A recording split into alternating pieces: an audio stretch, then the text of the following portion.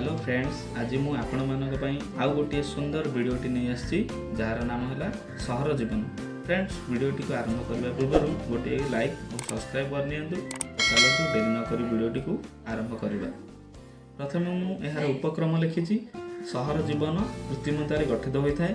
एथिरे नैसर्गिक परिवेशर स्वर्गीय और स्पर्श नहीं। सहरर कृत्रिम परिवेश मध्य मानव हृदयर महत् भाग गुड़िक नष्ट हो जाए।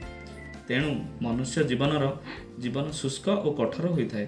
मनुष्य स्वार्थपर हुए, ता मनोबल अर्थ लालसारे वर्षवर्ती हुए। तेणु से जीवनर आध्यात्मिक मूल्य बुझीपारि न थाए।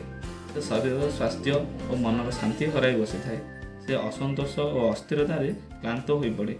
तेणु से जीवन को एक दुर्बहर भार बोली मन करे। यापर मु सुविधा सुजोग लिखी। सहर में बहु कलकारखाना, वाणिज्य केन्द्र, कंपानी एवं सरकारी ऑफिस सब रही।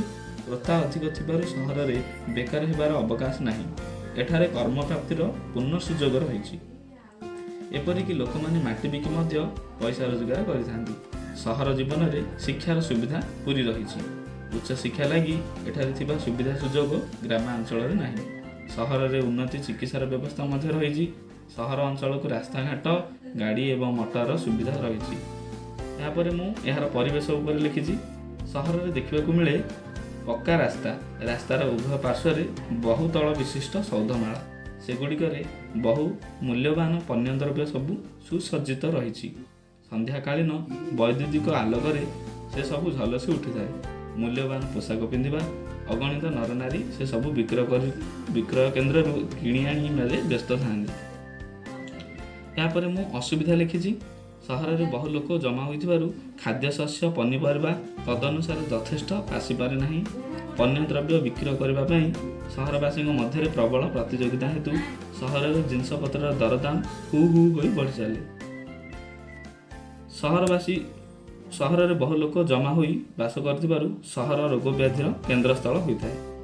शेष मुझे लिखी बड़ विज्ञान भित्तिक आधुनिक मानव सभ्यतार परिपृष्ठ सहर जीवन यही सभ्यतार परिपोषक। तेणु सहर जीवन में वैषयिक मनोवृत्ति बड़ प्रबल। सुतरां सहर जीवन में आध्यात्मिकता सृष्टि लगी उद्यम होगा वांछनीय।